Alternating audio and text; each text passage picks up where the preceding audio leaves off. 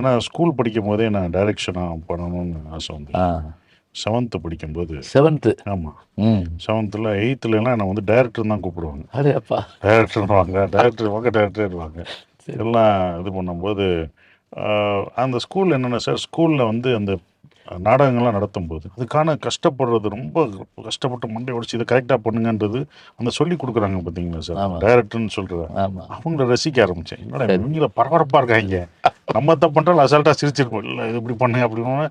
Behind the screen அந்த stage முடிகிற வரைக்கும் அவங்க அவ்வளோ இதாக இருப்பாங்க. நல்லா பண்ணுறோம்னா அப்படி கட்டி பிடிச்சி அவங்களோட எக்ஸ்பிரஷன் பார்க்க ஆரம்பிச்சு நல்லா இருக்கே. அப்புறம் படங்கள் பார்க்கும்போது இவங்கெல்லாம் இயக்குறது யார் அப்படின்னா டைரக்டர் தான். இவங்க டைரக்டர் சொல்லி தர்றத பண்ணுவாங்க இந்த நடிகர்கள் அப்படின்னு. அப்போ அந்த டைரக்டரை நான் ரசிக்க ஆரம்பித்தேன், அது பண்ணணும் அப்படின்றதுல.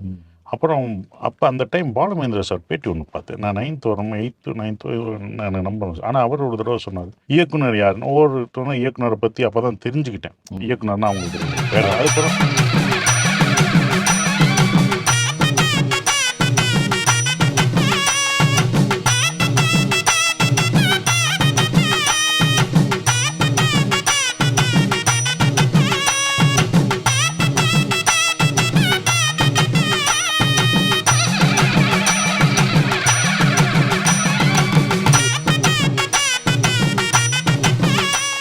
என்னை மதுரை வீரன்ல மதுரைக்கே வீரன்.